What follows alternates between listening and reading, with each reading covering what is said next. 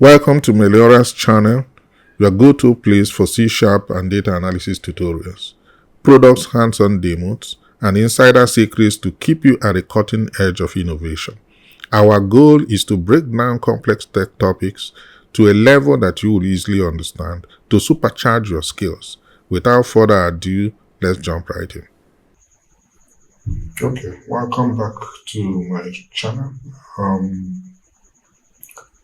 We have just finished in the last video the creation of the user interface, and at this moment we need to progress to actually making that user interface functional.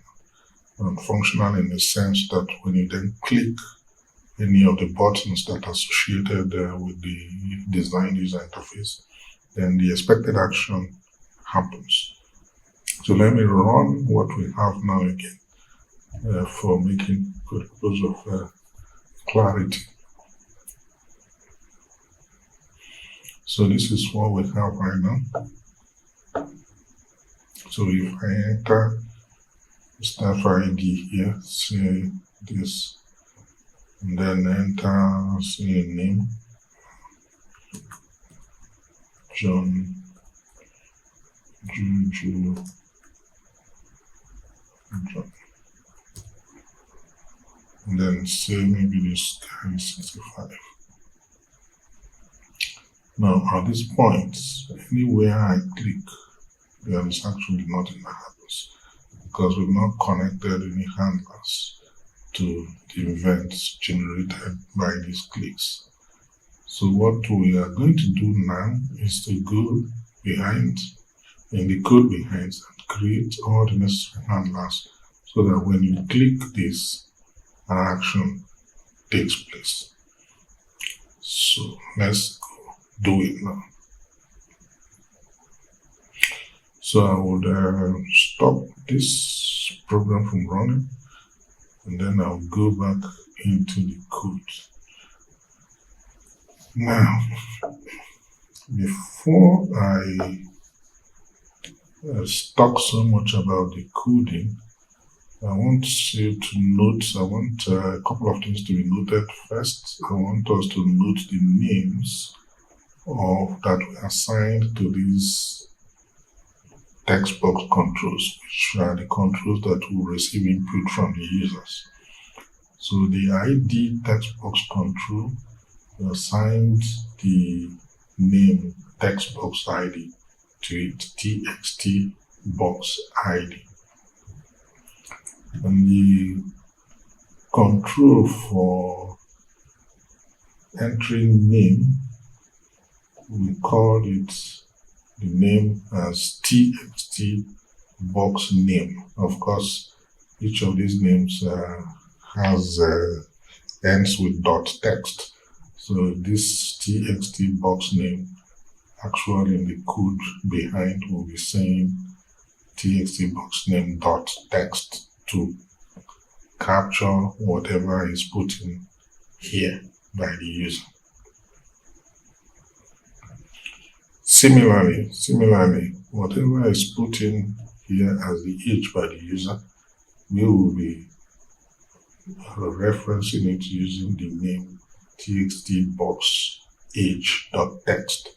So this is very important because once we go to code behind, it's only through these names that we can access things that are happening on the user interface that we designed. So that's number one. Then number two is that we are now going to capture this information and insert it into a database. And the database we've created for that is here in SQL. So we call that database employee table. So, and this employee table right now has some data in it. So I just wanted us to note the data we have, or if possible, even delete those data that we have. So that probably we should just note it, or well, yeah, I think we can delete it. Let's go to new query, and then we'll just say delete from, we will delete from, then the name of the table, which is dbu dot employee table. So we are now in the arena of SQL. So it's outside the scope of this course, but you need to know a bit of it to at least be able to do some of the things we are doing. So we say delete from dbu dot employee table. And I guess once you execute, that should clear. It says query executed successfully. So if you come back here and now check out the content of the table, I will expect that you will not see anything again. So check out the content of the table by going here. Yeah, so the table is blank, and so which is actually good. That it's better we start from a blank table. So we now go back to our code. But also, even before we go back to the code again, there is something important which we need to know. So you will have to have information around the connection string of the platform which we're using. And the connection string is pretty much just crafted through the name of the server, then the name of the database, which is here. The database is here. So the name of the server, which is here, the name of the database, which is this one, and then a username, password, and all that. So we have crafted already the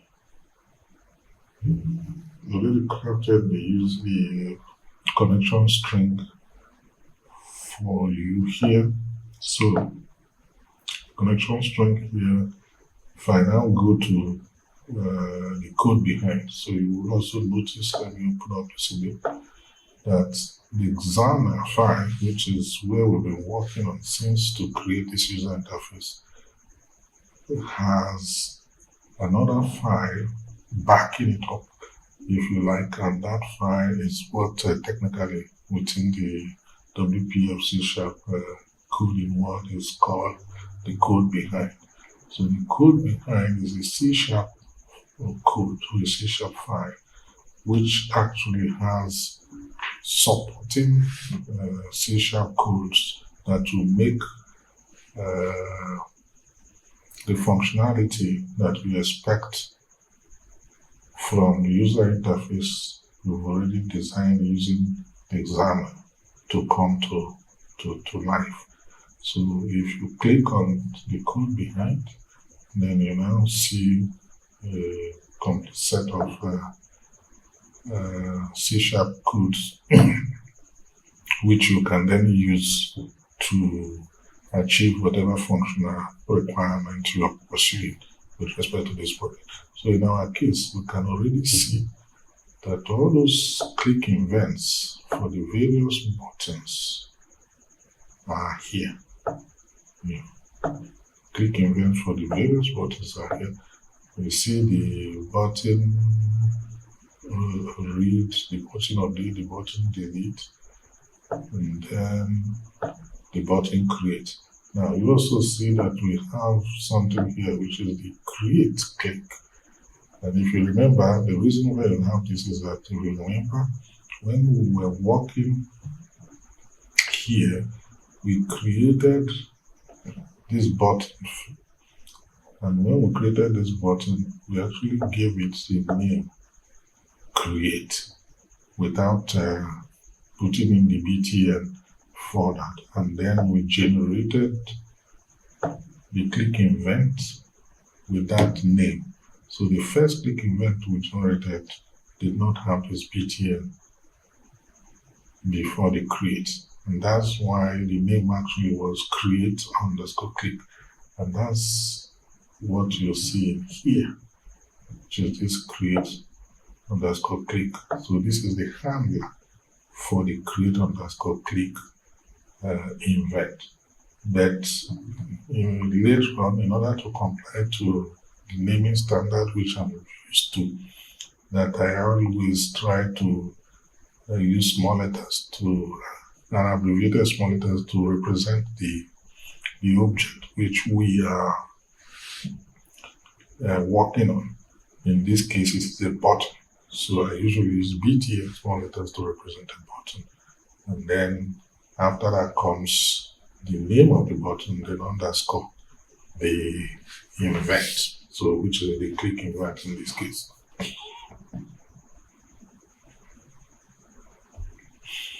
So with that, if we go back, it's actually what this means is now that there will be under no circumstance will there be an event for a create click event. The under no circumstance will there be a create click event that will then lead to the execution of this handler here. So this handler here will just be here forever, but will never get executed because there are no triggers for it. So what we need to do is to delete it here because really we don't need this. So I delete that. And then I save it. So we now have just all the things we needed. So now to start the coding work, let me also share what I usually do. So this is the beginning, the main window for this application, and it uses this initialize component to build the infrastructure which we've already put in here to build this window for us. So after building this window, then it now waits for the user to trigger an action or trigger an event, and then it will come here to handle whatever event that the user has triggered. So in order to make things so I would like us to start with the first within the CRUD operations, which is the create. So the create here is where I would actually like us to start. So if we go back to this code behind here, then I would like us to start with the create here. So, and there is a strategy that I usually adopt when I'm building code like this. So the first thing I usually do is that I check that the user has entered some data, and if not, I'll just return. So let's do that. So in this particular case, you say if txt, see the beauty of the IntelliSense here, it just brings up for you the available control names.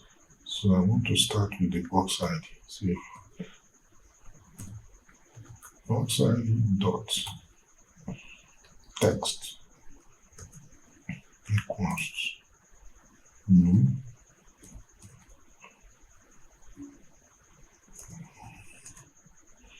box ID that txt box ID text.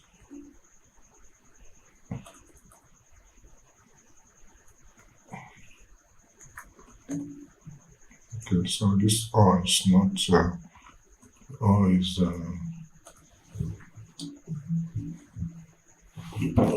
this sign. Where is it?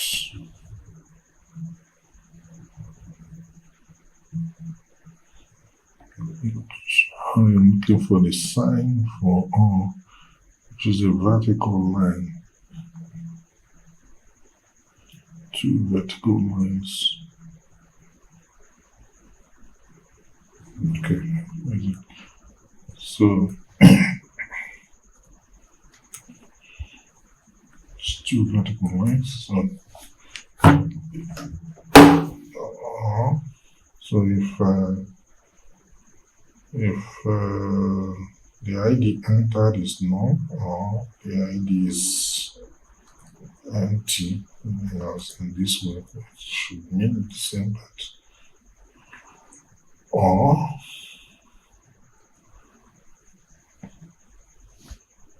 so I'll just copy this and put the rest of the things I want to put. So say or.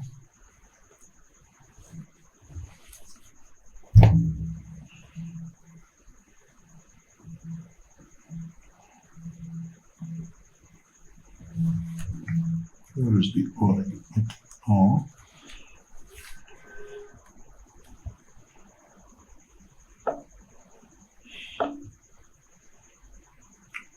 The next field, which is a box name.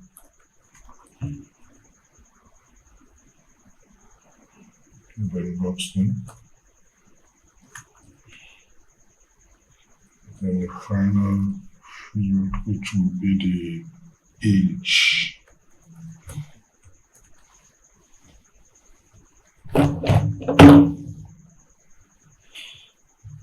Final field, which will be the age.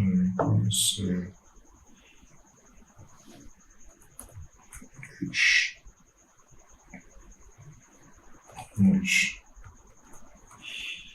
So if it's that, you can actually put return straight here. But if it will look confusing, you can follow the normal conversion, which is to put the curly braces open and closing, and then move it down, and after you put your return there. So this is the standard conversion. It doesn't confuse anybody who is reading the code later on. So this logic is just basically saying that if all the input is empty, then there's no point progressing to waste time on this. So just go back and leave the screen to remain on for the user to put in something. So this is a scenario where maybe for some strange reason, the user did not fill in these areas, these controls with data, and just suddenly clicked create.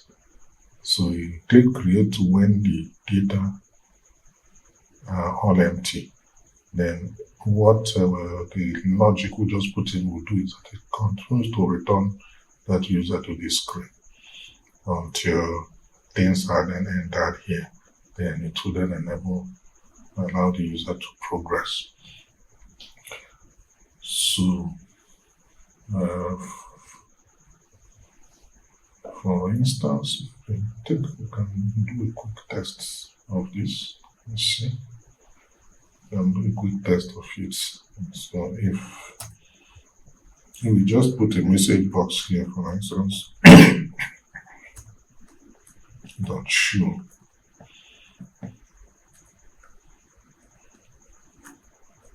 So, progressing to the click event, create click event handler.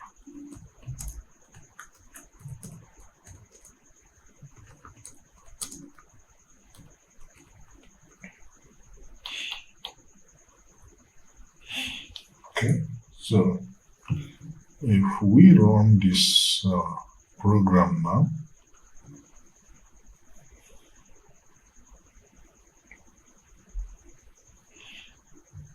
if we run it, and as it is now, if I just click this, I expect it won't do anything. So it will not do anything. So it's behaving well, right? Because it's just returning us to this place until we've put in something before it allows us to progress.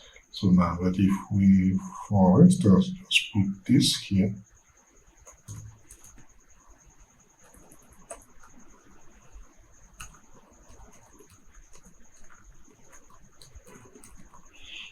we just put this here for instance, and now say click.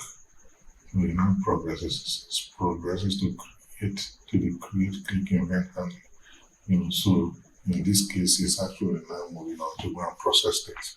But before, because we didn't enter anything there, it was not allowing us to go beyond this script. So our logic is working. So it means we are moving in the right direction. So now, if we come back to the code, so the second thing which you need to do is usually to set up the infrastructure required for this. This is the connection infrastructure, the connection object, the command object, and all that. So to set them up, you just press enter here, and I will now. So you now set up the query, the connection string. So I'll just have to write some. So we'll set up the query here. So string query.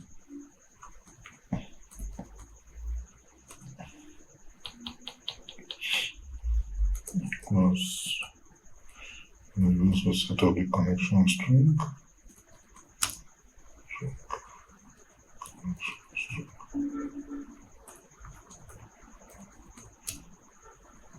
So let me just put that as placeholders first. So now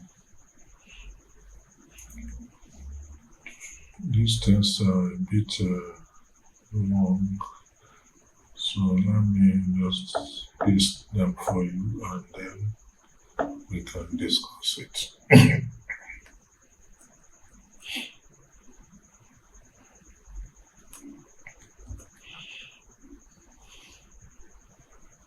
So you set up these things this way. You might actually even not need to set it up here actually. So you need to set up with the way we have designed it. You need to set up query, I think. It's really the way you choose. If you want to pass the query on, so if we want to pass the query and the connection as parameters, then we can actually design them here. Well, we can actually define them here. So here we're now saying query is an insert query into our table. Remember, our table is employee table with these three fields: the ID, name, and age, and values at ID and name. So which are just the placeholders for the actual field names. So this is the syntax. This is SQL syntax now. So you gotta know a little about all these relevant components for you to be able to achieve your objectives from software design point of view or software implementation point of view or software development point of view. So the query we have defined will enable us to insert into this table a record with three fields: ID, name, and age. And that query is what we have captured under, let me call it my query actually, under my query. And then connection string, like I've mentioned to you, is just this. This is connections and that connects us to the DB, which is where this table is defined, employee table is defined. And this is the server name, which basically is the name given to this desktop within the SQL server. And then the rest of the parameters here, the SQL parameters, which you just need to include in order to ensure that you're able to connect. So with that, then we are set to go into the real business of getting this ready for insertion. So now I can now do, we have our query, so I can actually now do create a method that will insert an employee, because at this point the employee ought to have entered all the records, all the data that should be inserted into the database. So you can, the intelligence is powerful. It's detecting that can pass my query and you can pass connection string. And I think let me pass both of them, Now, but it's showing me this red wiggly line because he does not know, he can't find this, So because he cannot find this, that's why it's giving me this. Now, what I will do is to use this light bulb to generate that particular method. So if I generate it, you see the line will disappear. And for now, let me just change this to public. And for now, let me also leave it as void. But here is now where we'll do the preparation. That's where we'll then have to prepare the infrastructure. So prepare the infrastructure here now. So now you come here. Now, I will overwrite what is here.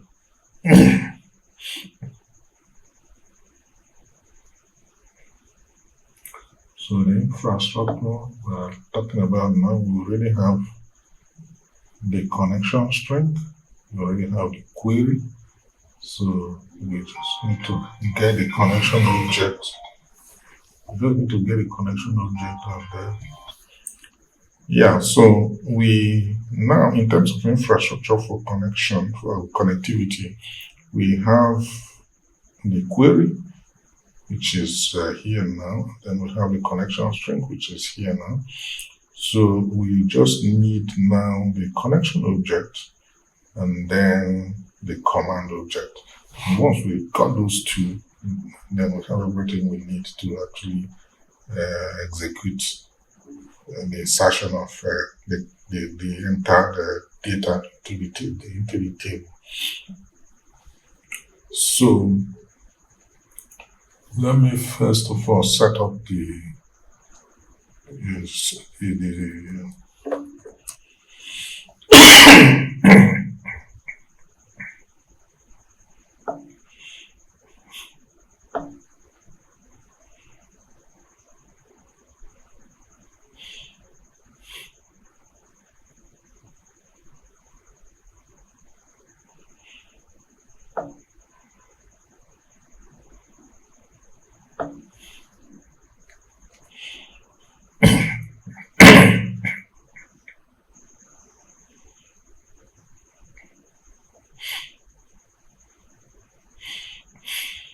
Okay, so we having established the command object now, we will just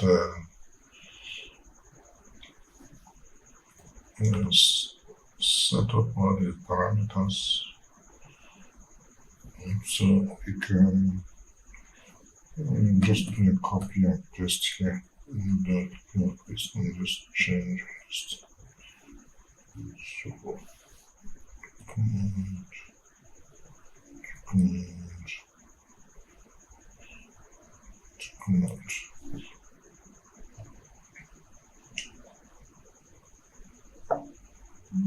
This changes things to the text box.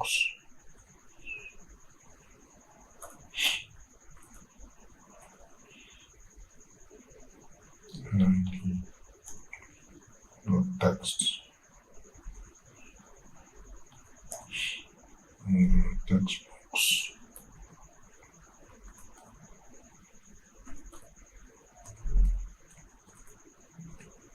name dot text.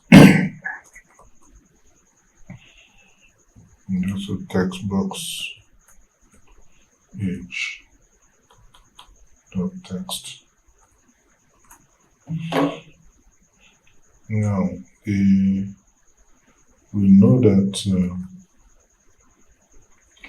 the ID is an integer, but this is going to give a text. So we need to convert that to an integer.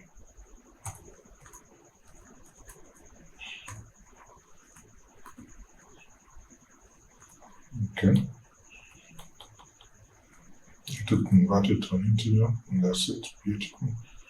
Then name is a text, is a varchar in the table, in the database table, and this is providing a text which is length, so this is fine. This age is decimal in the database table, and this is a text. So again, this is not okay. We need to do a conversion here.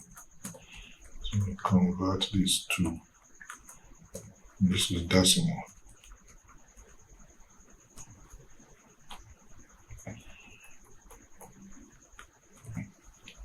Beautiful. So this is fine now. So we've gotten the data types to match so that you don't have any problem when you now try to do the insertion. So having gotten all the infrastructure ready now, then it's now time to do proper execution. So this is now execution.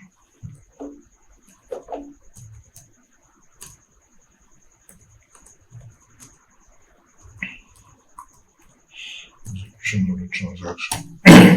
Right. To execute the transaction,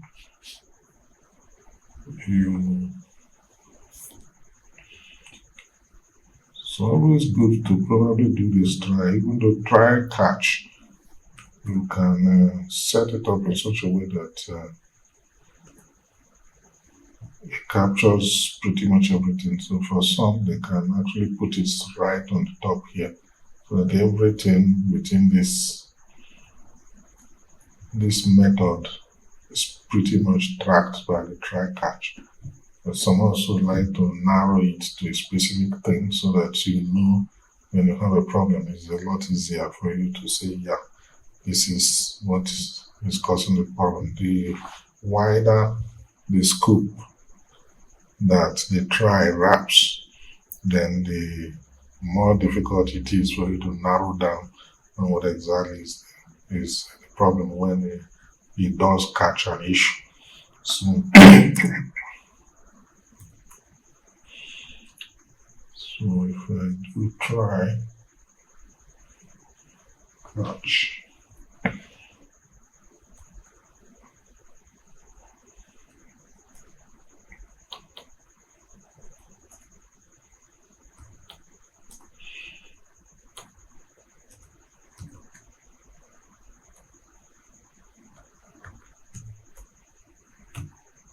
try catch. Just setting up the try catch block.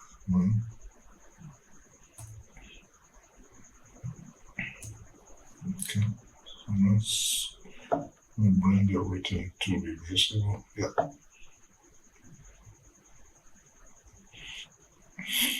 So at this point, we've done all the mappings between the data that is captured and the database table fields where these data will go at the time of execution.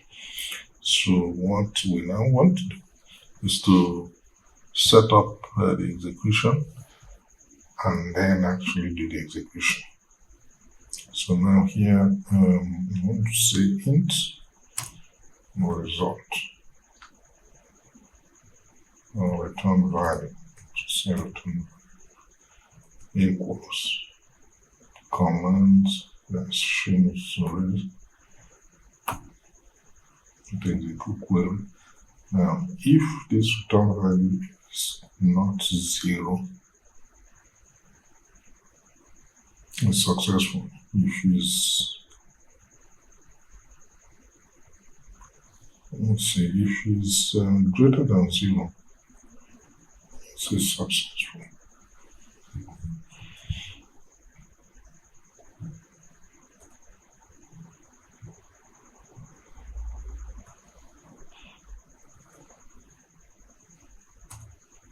If it's greater than 0, it's successful. If it's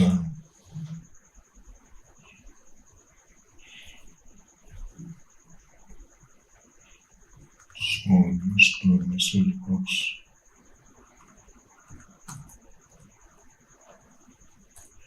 Not sure.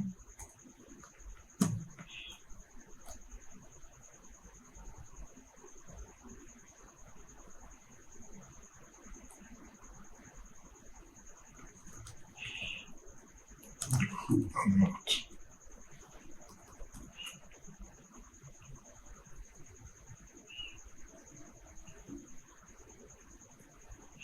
So it's a caption, so the message over here.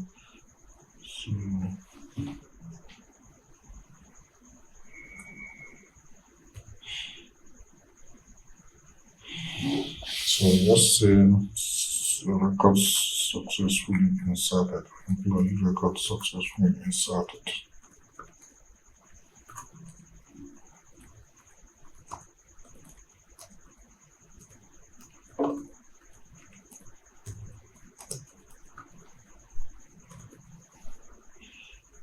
Okay.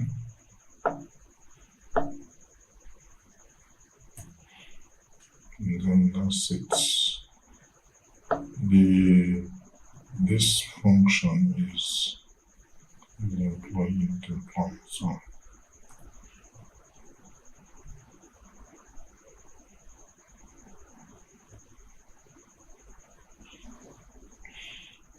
So this is also employee, not employee.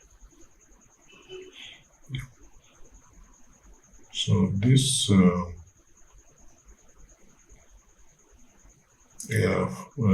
method does not return anything, so we don't need to bother about returning a value here. So I just leave it. So pretty much this bit is done. So if it's not returning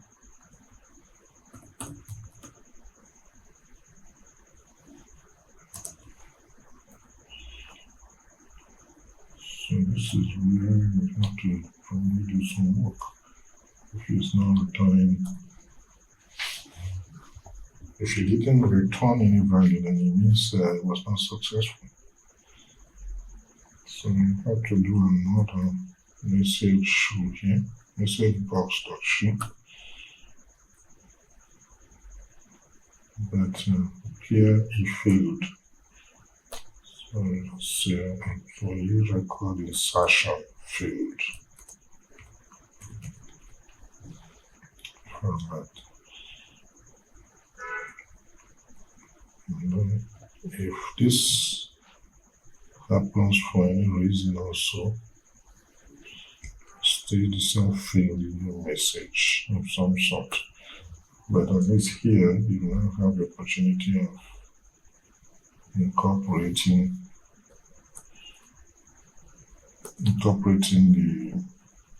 the message from the exception handlers.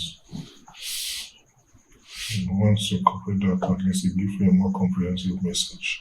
If you drew up an exception that this catch block was able to catch. So I think we have our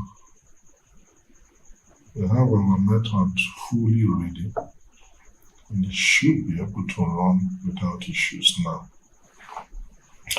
The beauty of the using structure is that you don't need to worry about connection closure.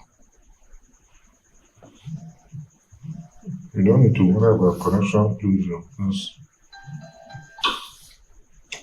so the beauty of using the using statements is that you don't need to worry about closing the connection. So if anything goes wrong, or if the program flows normally to the end, the using statement closing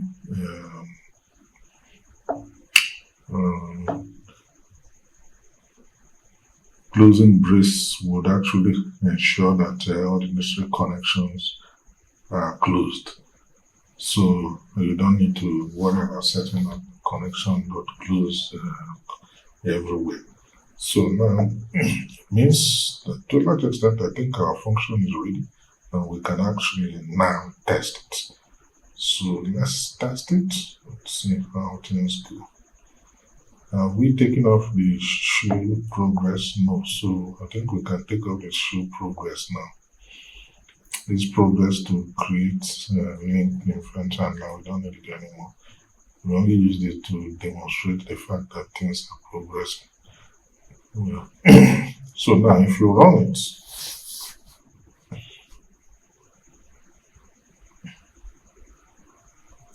again, if we just click this at this time, nothing happens, because nothing is happening, not because we don't have a handler now. When we now have a handler that is doing the right job, it's because things are empty. All these places are empty, and that is why it is not progressing. So if you now come and write, oh sorry, I missed one more thing. Now remember when we are setting up okay, let me explain. When we set up this particular table here, I'm now going back to the SQL server management console. So if you go to the SQL server management console and you go to our table, which is the employee table, when this table was set up, properties will show it.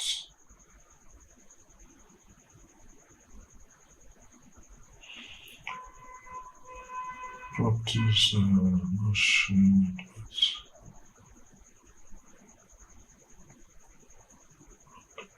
Not showing it, but when the table was set up, it was actually set up with a primary key, and the primary key is ID, and then that primary key is supposed to auto increment itself.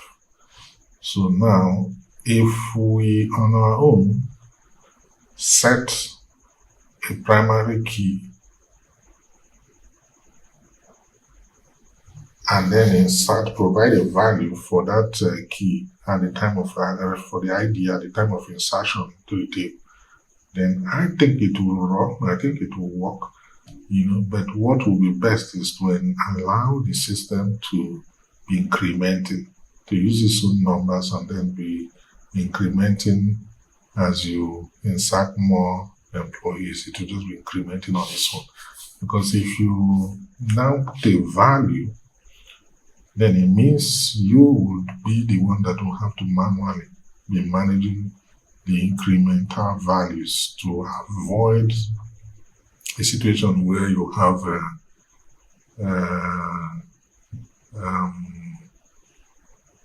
non-unique trying to insert a record with a primary key, yes, the ID value that already exists in the table. So if you are doing it manually, you're likely to run into that kind of problem, especially as the database table grows larger and larger. There's no way you would keep track of all the records, all the ID numbers you've already used for the records that are already in the system. So it is always best to allow the system to utilize it, so to handle that for you. So because of that, I think we need to go back to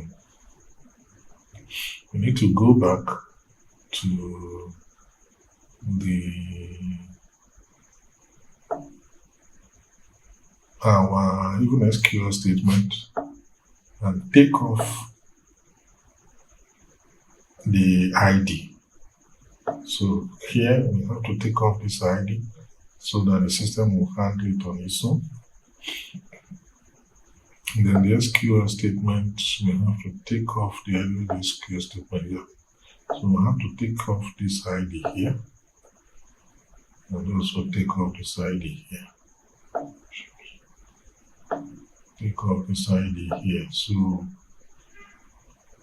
that the system will handle everything relating to ID for us because of increments. So it's best let the system be dealing with determining the last value of ID and incrementing it by 1 for the new record you're about to insert.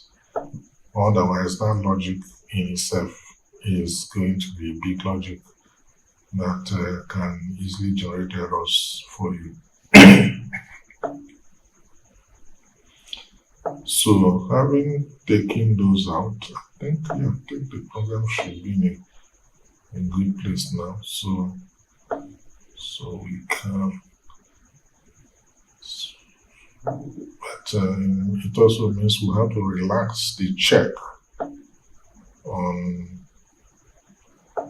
this. So we have to relax the check on ID whether it has value or not, because we actually may not be entering anything on the ID part. So we relax that check. And then, yep, so I think it's good to run now. It's good to go, so let's run it and see.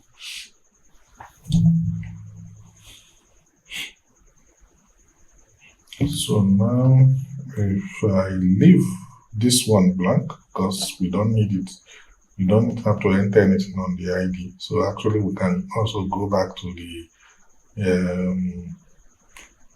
examiner, that's to the WPF, the user interface side, and take off this part so that you only see this and this. But as it is here, all you need to do is to skip it and now put a name, say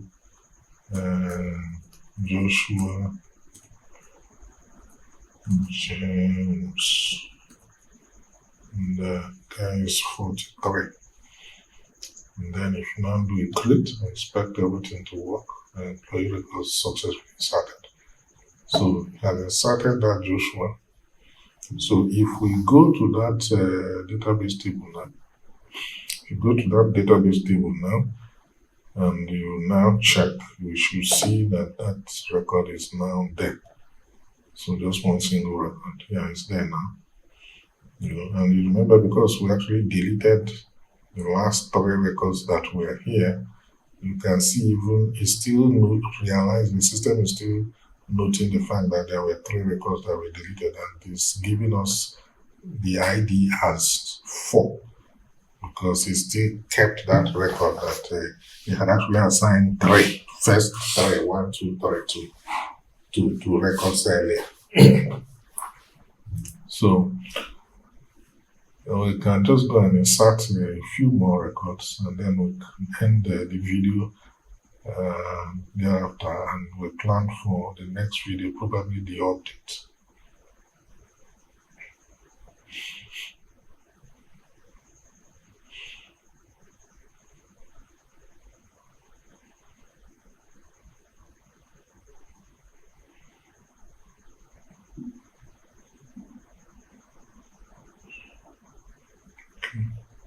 So we can enter other names.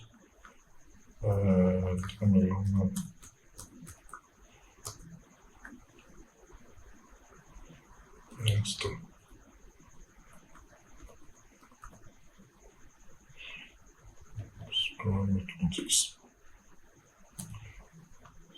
good. Yeah, successful. To another person's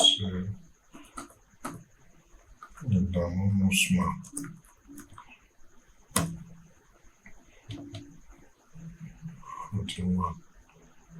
Great. Yeah, so it goes on. So now it's running smoothly. So let's check our database and see if this last two entered has also gone. Yeah. So then when I start 28 and 141, and you see it's generating the ID sequentially for you. So I think with this, we pretty much has come to a good landing, a good place to stop or to pause and plan for the next video. The next video is going to be the update, which is pretty much similar to this particular create handler. So the update handler and the create handler are very similar, and you will see that in our next video. Thank you. Thank you for watching, and if you learned something new or enjoyed this video, be sure to show us support by clicking like and subscribe. Your support helps us to bring you even better content, so stay tuned for the next exciting video. You can also click the link below to see other free and paid videos on other exciting topics. If the click did not work, kindly copy the link and paste on your browser. Thank you, and see you in the next video.